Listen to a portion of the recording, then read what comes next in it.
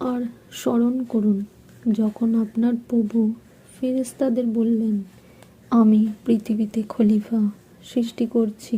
তারা বলল, আপনি কি তথায় এমন কাউকে সৃষ্টি করবেন যারা অশান্তি ঘটাবে এবং রক্তপাত করবে? অথচ আমরাই তো আপনার প্রশংসা সহ তাসবিহ ও পবিত্রতা গ্রহণ করি। তিনি বলেন, নিশ্চয়ই আমি যা জানি তোমরা তা জানো না। এবং তিনি আদমকে যাবতীয় নাম শিক্ষা দিলেন। তারপর সেই সকল ফেরেশতাদের সামনে পেশ করলেন এবং বললেন, তোমরা এই সমুদয়ের নাম আমাকে বলে দাও, যদি তোমরা সত্যবাদী হও। তারা বলল, আপনি মহান পবিত্রময়, আমাদের তো কোনো জ্ঞান নেই যা আপনি আমাদের শিক্ষা দিয়েছেন। তাছাড়া নিশ্চয়ই আপনি মহাজ্ঞানী, মহাবিজ্ঞ।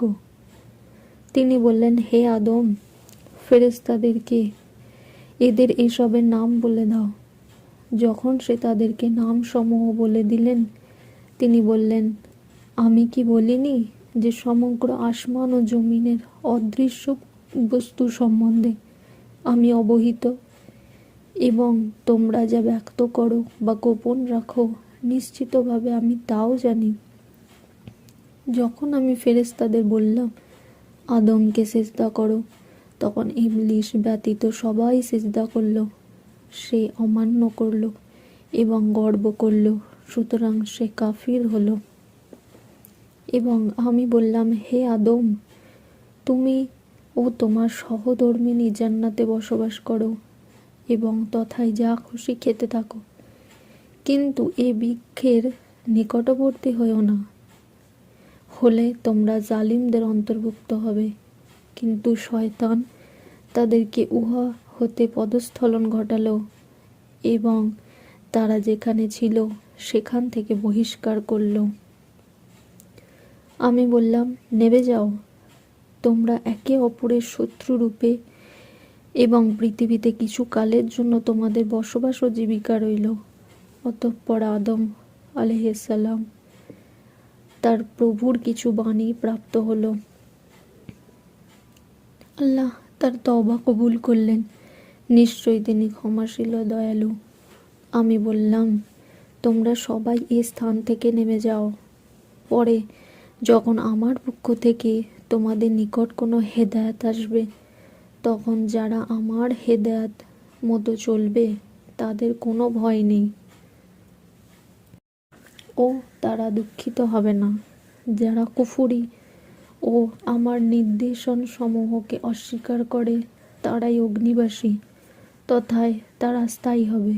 হে বনি ইসরাইল, আমার সে অনুগ্রহকে স্মরণ করো যার দ্বারা আমি তোমাদেরকে অনুগ্রহিত করেছি, এবং আমার সঙ্গে তোমাদের অঙ্গীকার পূর্ণ করো।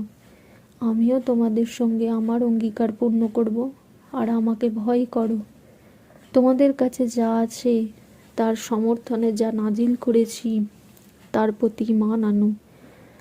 তোমরা অগ্র কাফের হয়েও না, আর আমার আয়াতের বদলে কম মূল্য গ্রহণ করো না, এবং তোমরা শুধু আমাকেই ভয় করো। তোমরা সত্যকে মিথ্যার সাথে সংমিশ্রণ করো না, এবং জেনে শুনে সত্য গোপন করো না। তোমরা যথাযথভাবে নামাজ কায়েম করো ও যাকাত দাও, এবং রুকুকারীদের সাথে রুকু করো। কি আশ্চর্য! তোমরা মানুষকে সৎ কাজের আদেশ করো আর নিজেদেরকে ভুলে যাও, অথচ তোমরা কিতাব পড়ো। তবে কি তোমরা বুঝো না? তোমরা ধৈর্য নামাজের মাধ্যমে সাহায্য প্রার্থনা করো, এবং নিশ্চয়ই উহা কঠিন কাজ বিনীতগণ ব্যতীত যারা ধারণা রাখে যে তাদের রব তাদের সাথে নিশ্চিত সাক্ষাৎ ঘটবে এবং তারই দিকে তারা ফিরবে। হে বনি ইসরায়েলগণ, আমার সে অনুগ্রহকে স্মরণ করো যার দ্বারা আমি তোমাদেরকে অনুগ্রহিত করেছি আর বিশ্বে সবার উপরে তোমাদের শ্রেষ্ঠত্ব দিয়েছি। তোমরা সে দিনকে ভয় করো যেদিন কেউ কারো কোনো কাজে আসবে না, এবং কারো কোনো সুপারিশ কবুল হবে না, এবং কারো কাছ থেকে ক্ষতিপূরণ গৃহীত হবে না, এবং তারা কোনো প্রকার সাহায্য পাবে না। স্মরণ করো যখন আমি ফিরআউন সম্প্রদায় থেকে তোমাদের নাজাত দিয়েছিলাম, যারা তোমাদের পুত্রগণকে হত্যা করে ও তোমাদের কন্যাগণকে জীবিত রেখে তোমাদের যন্ত্রণা দিত, এবং এতে তোমাদের রবের পক্ষ থেকে এক মহা পরীক্ষা ছিল। যখন তোমাদের জন্য সমুদ্রকে বিভক্ত করেছিলাম এবং তোমাদের নাজাত দিয়েছিলাম ও ফিরআউন সম্প্রদায়কে নিমজ্জিত করেছিলাম, আর তোমরা তা দেখেছিলে। যখন মূসার জন্য 40 রাত্রি নির্ধারণ করেছিলাম, তার প্রস্থানের পর তোমরা গোছানাকে উপাস্যরূপে গ্রহণ করেছিলে, এতে তোমরা অন্যায় করেছিলে। এরূপও আমি তোমাদেরকে ক্ষমা করেছি, যাতে তোমরা কৃতজ্ঞতা প্রকাশ করো। আর যখন আমি মূসাকে কিতাব ও ফুরকান দান করেছিলাম, যাতে তোমরা হেদায়েত পেতে পারো।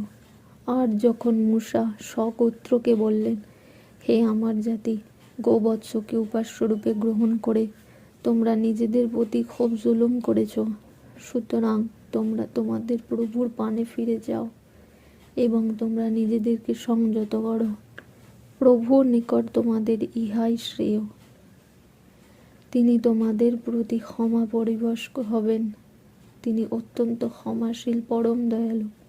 আর যখন তোমরা বলেছিলে, হে মূসা, আমরা আল্লাহকে স্বচক্ষে না দেখা পর্যন্ত তোমাকে বিশ্বাস করব না, যখন বজ্রপাত হয়েছিল তখন তা তোমরা নিজেরাই দেখেছিলে। মৃত্যুর পর তোমাদের পুনর্জীবিত করলাম, যাতে তোমরা কৃতজ্ঞতা প্রকাশ করো।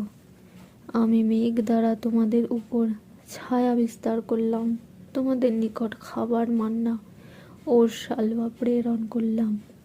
আর আহার করো যে উত্তম রিজিক তোমাদেরকে দিলাম তা থেকে। তারা আমার প্রতি কোনো জুলুম করেনি, বরং নিজেদের প্রতি তারা জুলুম করেছিল। স্মরণ করো যখন আমি বললাম, এ জনপদে প্রবেশ করো, যা খুশি স্বাচ্ছন্দ্যে আহার করো ও সেজদা করো। প্রবেশ করো আর বলো, ক্ষমা চাই, আমি তোমাদের অপরাধ ক্ষমা করব এবং সৎ কর্মশীলদের প্রতি আমি দান বাড়াবো। কিন্তু যারা অন্যায় করেছিল তাদেরকে যা বলা হয়েছিল তার বিপরীত বলল, সুতরাং অত্যাচারীদের প্রতি আমি আকাশ থেকে শাস্তি নাজিল করলাম, কারণ তারা সত্য ত্যাগ করেছিল।